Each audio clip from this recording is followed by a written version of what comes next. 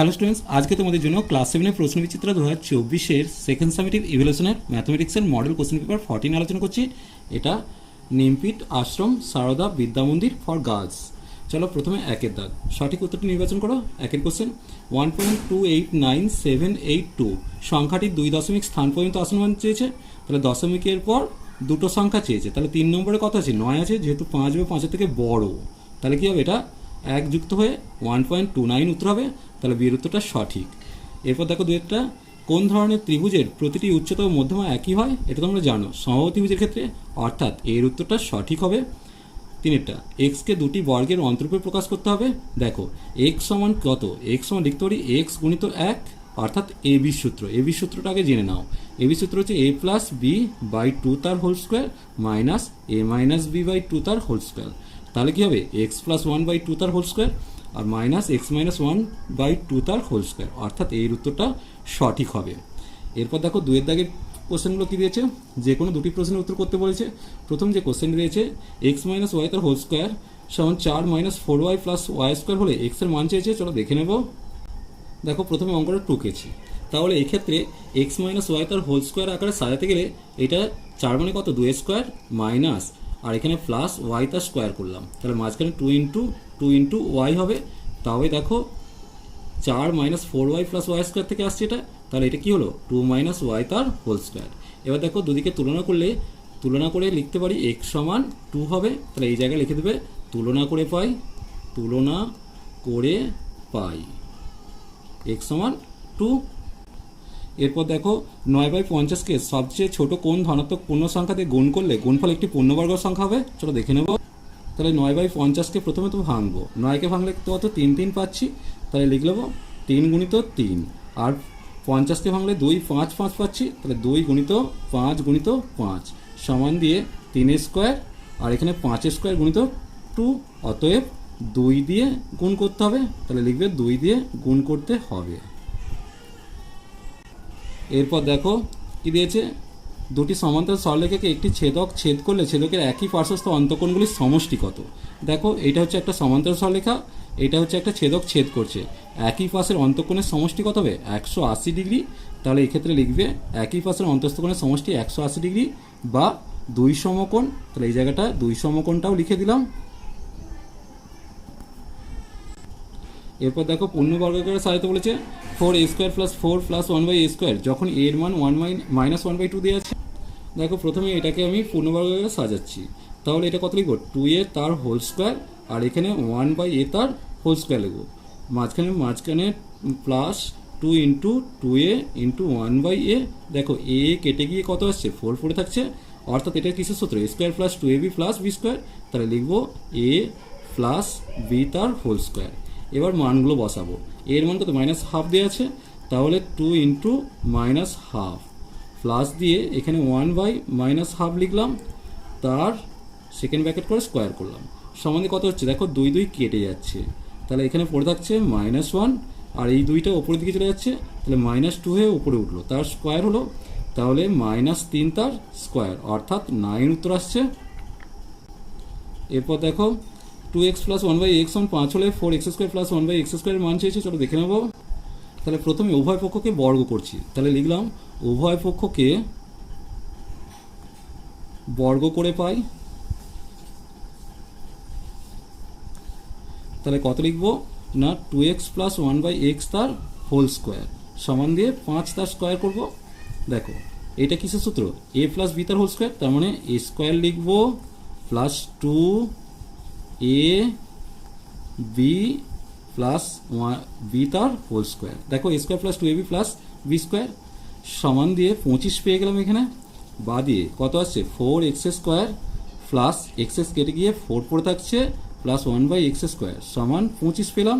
তাহলে বা দিয়ে 4x square plus 1/x square সমান কত হবে? 25 মাইনাস 4 আসছে, তাহলে বা দিয়ে 4x square plus 1/x square সমান 21 উত্তর আসছে। এরপর দেখো সূত্রের সাহায্যে গুণফল নির্ণয় করতে বলেছে। চলো দেখে নেব। তাহলে প্রথমে দেখো a plus B into a minus B, এটা একটা সূত্র, নিশ্চয়ই তোমরা জানো। তাহলে সূত্রটা কি? a square minus B square. তারপর a square plus B square দেওয়া আছে, a4 প্লাস b4 দেওয়া আছে। তাহলে এইখানটা কত হবে দেখো, এটা আবার এ minus B A plus B, তাহলে কি লিখবো এ স্কোয়ার তার হোল স্কোয়ার বি স্কোয়ার তার হোল স্কোয়ার, এটাকে সেকেন্ড ব্র্যাকেটে রাখবো আর A4 প্লাস B4 রেখে দিলাম। দেখো তাহলে এটা কত পেলাম A4 মাইনাস B4, আর এখানে আছে A4 প্লাস B4। এখন দেখো এটি যদি এ হয় তাহলে এ minus B A plus B, তাহলে সেক্ষেত্রে স্কোয়ার মাইনাস বি স্কোয়ার হবে, তাহলে A4 তার স্কোয়ার মাইনাস B4 তার স্কোয়ার, অর্থাৎ স্কোয়ার মাইনাস বি স্কোয়ার লিখলাম। সমান দিয়ে কত লিখবো A⁸ মাইনাস B⁸, এটাই হচ্ছে সূত্রের সাহায্যে গুণ। এরপর দেখো চারের দাগে যে কোনো দুটো প্রশ্ন উত্তর করতে বলেছে। আমার ছোটো কাকা বাড়ি থেকে মোটর সাইকেলে 5 লাগিয়ে 1 ঘন্টায় কাজ সেরে বাড়ি ফিরলেন, এতে তার মোট 3 ঘন্টা 30 মিনিট সময় লাগলো। যদি যাতায়াতে মোটর সাইকেলের গতিবেগ ঘন্টায় 40 কিমি হয়, তবে বাড়ি থেকে 5 লাখ দূরত্ব কত ছিল? দেখো যাতায়াতে মোট কতটুকু সময় লেগেছে না 3 ঘন্টা 30 থেকে 1 ঘন্টা কাজ সারার জন্য ব্যয় হয়েছে, তাই 1 ঘন্টা বাদ দিলাম, সমান 2 ঘন্টা 30 মিনিট, অর্থাৎ 2 গুণিত 60 যুক্ত 30 মিনিট হলো, সমান 150 মিনিট পেলাম। এবার দেখো সময় আর দূরত্ব, সময়ের ব্যাকেটে মিনিট করেছি, দূরত্বের ব্যাকেটে কিমি করেছি, তাহলে 60 মিনিটে যাচ্ছে কত 40 কিমি, 150 মিনিটে কত যাবে? তাহলে দেখো সময় বাড়ছে, তাহলে দূরত্ব কীভাবে বাড়বে? তাহলে সময় বাড়লে দূরত্ব বাড়বে, অর্থাৎ সরল সমানুপাত বা সরল সম্পর্কও লিখতে পারো। তাহলে সমানুপাত্র কত হবে 60:150 40:40 জিজ্ঞাসার চিহ্ন। তাহলে সেক্ষেত্রে দূরত্ব কত আসছে না 150 গুণিত 40/60 হবে, তাই লিখেছি। দেখো 0 0 কাটলাম, 2 দিয়ে কাটলে ওপরে 4কে কেটে 2 পেলাম আর 6কে কেটে 3 পেলাম, 3 দিয়ে 150 কেটে 50 পেলাম, তাহলে 50 দুয়ে 100 কিমি উত্তর আসছে। সেক্ষেত্রে দেখো বাড়ি থেকে 5 লাখ গেছে আবার ফিরে এসছে, তাহলে বাড়ি থেকে 5 লাখ দূরত্ব কত হবে 100কে 2 দিয়ে ভাগ করে 50 কিমি উত্তর আসছে। এরপর দেখো দুটি ধনাত্মক সংখ্যার একটি অপরটির দ্বিগুণ, সংখ্যা দুটির গুণফল হচ্ছে এইটা, সংখ্যা দুটির যোগফল নির্ণয় করতে বলেছে। ধরি একটি সংখ্যা x, তাহলে অপর সংখ্যা কত হবে 2x, তাহলে গুণফল কত হবে x গুণিত 2x মানে 2x স্কোয়ার। তাহলে শর্তানুসারে লিখতে পারি 2x স্কোয়ার সমান 1 পূর্ণ 17/32, বাদে 2x স্কোয়ার সমান পূর্ণ ভাঙলে কত 49/32 পাচ্ছি, তাহলে বাদে x স্কোয়ার সমান কত 49/64 হবে, কারণ 32-এর সাথে 2টা গুণ হয় 64 হলো। তাহলে বর্গমূল করলে x সমান কত প্লাস মাইনাস 7/8 পাচ্ছি।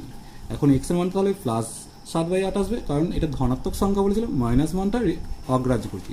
তাহলে একটি সংখ্যা কত 7/8, অপর সংখ্যা 2 গুণিত 7/8, অর্থাৎ 2 দিয়ে 8কে কেটে 4 পেলাম, তাহলে 7/4 উত্তর আসছে। এবার দেখো যোগফল করতে বলেছে, যোগফল কত হবে 7/8 যুক্ত 7-এর 4, তাহলে 8 লসা বলে 7 যুক্ত 14 হয়ে যাচ্ছে, তার মানে 21/8, এটাই হচ্ছে নির্ণয় উত্তর। এরপর দেখো একটি বর্গক্ষেত্রাকার জমির ক্ষেত্রফল দিয়েছে, প্রতি মিটারে এত টাকা খরচ করে ওই জমির চারিদিকে বেড়া দিতে মোট কত টাকা খরচ হবে? দেখো প্রথমে বর্গক্ষেত্রাকার জমির বাহুর দৈর্ঘ্য কত হবে √6400, তার মানে 28 তার মানে 80 মিটার পেয়ে গেলাম। তাহলে বর্গক্ষেত্রাকার জমির পরিসীমার কত হবে 4 × বাহুর দৈর্ঘ্য, তার মানে 4 গুণিত 80 পেলাম, অর্থাৎ 320 মিটার এটা। তাহলে এটাই তো বেড়ার দৈর্ঘ্য, তাই লিখেছি বেড়ার দৈর্ঘ্য হচ্ছে 320 মিটার।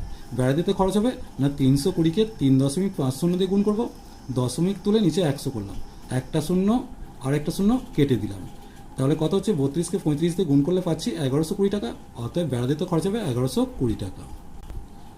এরপর দেখো দ্বিস্তম্ভ দিয়েছে মাটির পুতুলের সংখ্যা আর সোলার পুতুলের সংখ্যা, চলো দেখে নেব।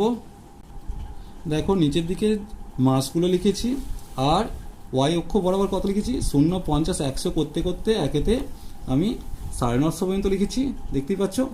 আর মাটির পুতুলকে আমি এইভাবে দিয়েছি আর সোলার পুতুলকে খালি বক্স দেখিয়েছি, 1 কলম মানে 1 একক মানে 50টি পুতুল। এইভাবে তোমরা পুরো গ্রাফটা করে নিতে পারছো, দ্বিস্তম্ভটা করে নিতে পারবে আশা করছি। দেখো 2-এর দাগে দ্বিস্তম্ভ একটা দিয়েছে, এটা তোমার নাচ গান আবৃত্তির দিকে দিয়েছে।